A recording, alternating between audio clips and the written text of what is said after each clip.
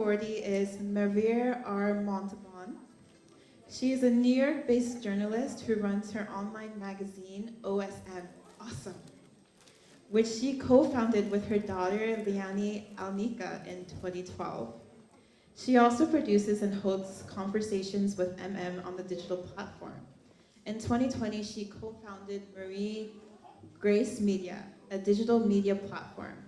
She was president of the FilAm Press Club of New York in 2018 and 2019. She set up a nonprofit in 2019 called Women's Immigration and Communications Cafe. She was a media fellow for Montclair University's Cooperative Media Program for Covid19 Reporting in 2020.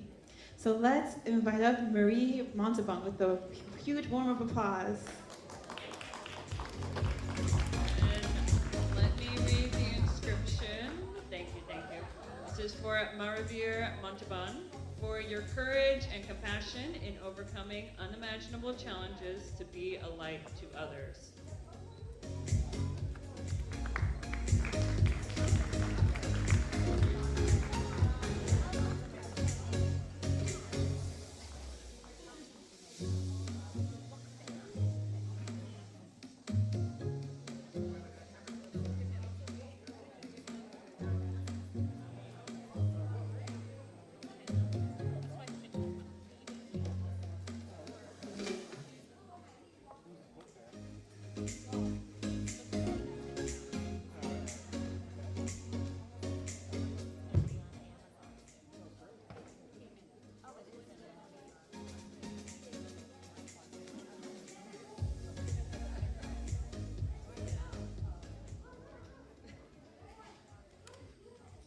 Hi everyone, thank you so much.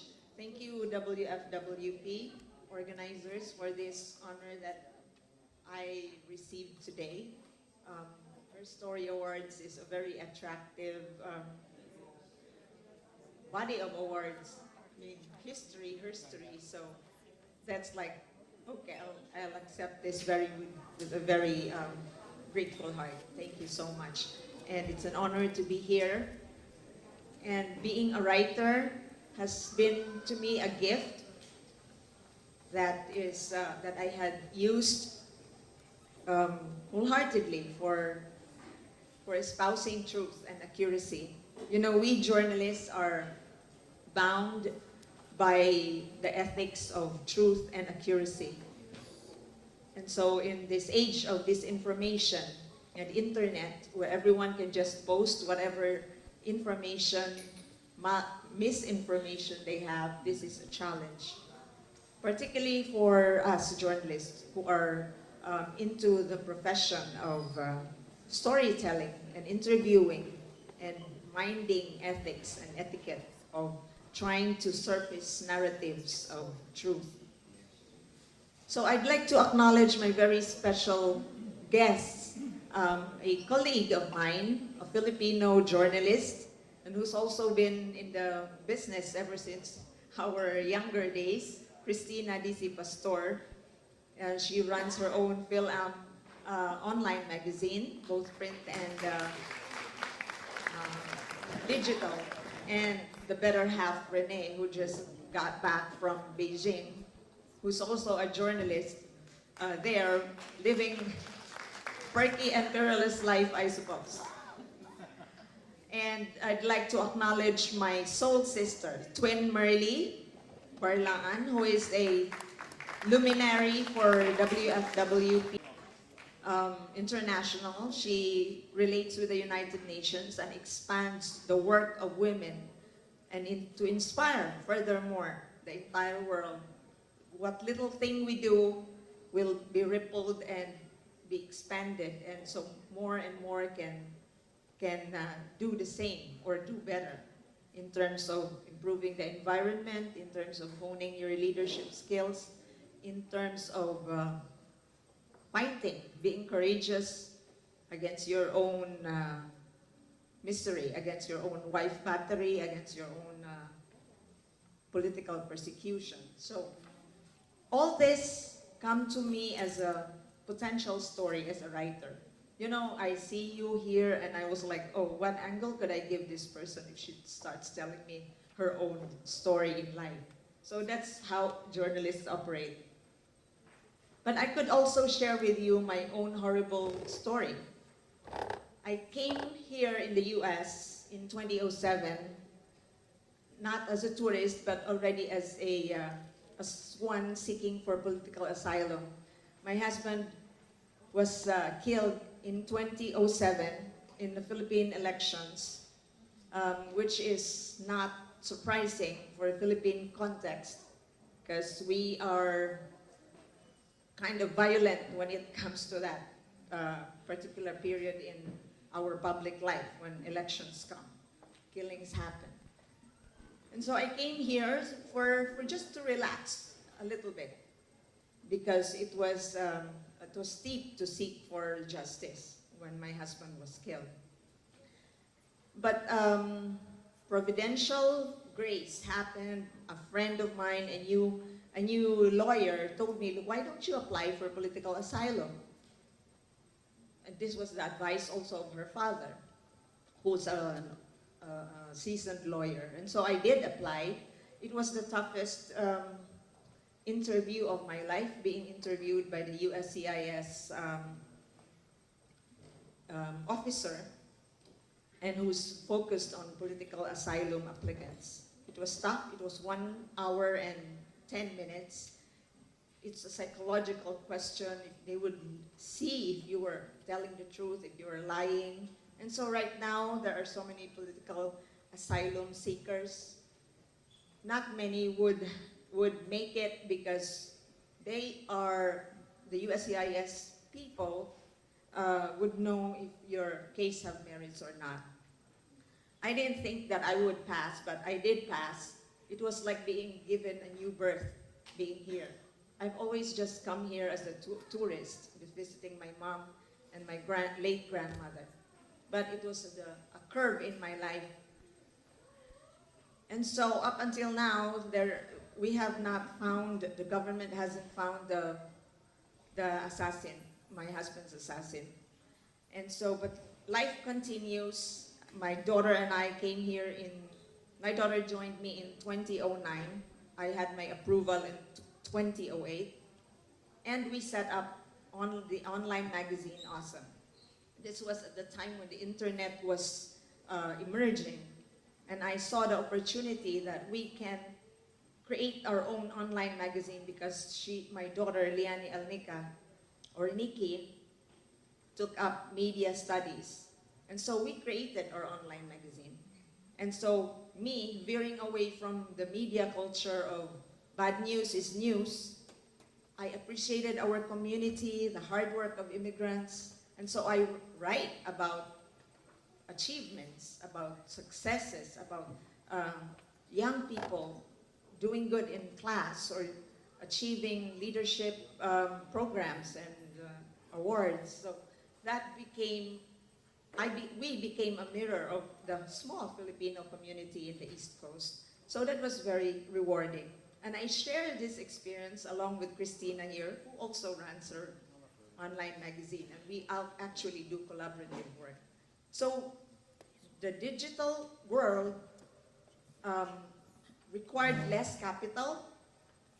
And so we reached out, not just within the community in New York and New Jersey, but also globally, and also way back in my motherland, the Philippines. So that was perky. That was the perky part of journalism, and I loved it.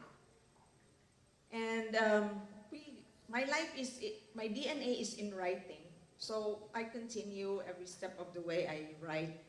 And it's also writing, immersing myself in people's stories, makes me forget my own pain. My marriage was not ideal. I'm a battered wife. I have emotional scars. And even if my husband was assassinated, I had been confronted with question of the challenge of being a forgiving person. How do you forgive immediately? You see your husband, the one who creates pain in you, killed, How do you push yourself to forgive immediately? So that was a personal challenge on me. And all this have been in my journal. So that's for my, consumption. I'm trying to reconcile these truths as I continue to continue to move forward, writing about people's stories. Then it wasn't enough. Like, time heals all wounds. And in 2019, my daughter passed away to cancer, to colon cancer. She was 27, but we learned about it too late. We both struggled for over a year. And it was the most painful thing that a person can undergo, a woman can undergo. You lose a child, you know that there was a creature growing in your womb. The first environment of us all is the womb, and so how scary was that, and how wonderful, magnificent was that. I saw her grow, and I saw her decline due to cancer, getting sick, losing weight, not liking to eat, crying all the time in pain. This, so far, nothing compares to that pain.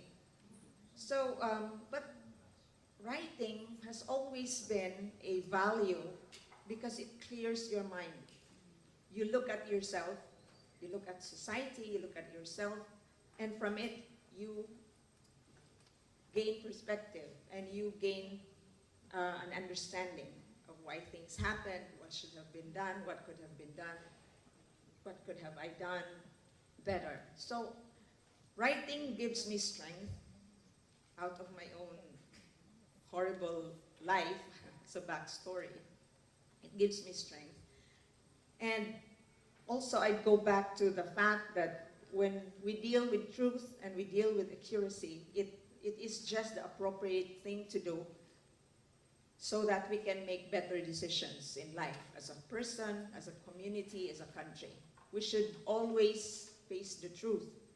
We should always be accurate. Otherwise, we will not be doing correct decisions and actions. So that's me as a person. I go through life digging truth and accepting truth and being inspired by the others as they continue, women especially, as they continue to live their lives as leaders. So that's just it. That's just my little story that I'm sharing with you. And salute to the women. My great-grandmother, our matriarch, she was a woman who's an impeccable housekeeper but could not read and write, but she raised 6 children. And then now I had a head count. We are 96 great-grandchildren. So look at what a woman can create despite her humility, her being obscure. So salute to my grandma who's on the other world, and my mom, and who's very strict, a very disciplinarian woman. My grandma who was very loving. So this I acknowledge. And my daughter who is on the other world, and I keep talking to every day anyway, to guide me, protect me, and I still rant why she left so early, but that was God's will. So that's my little story, and keep on inspiring me, telling me your truth, and we continue to write our stories to make this world a little better.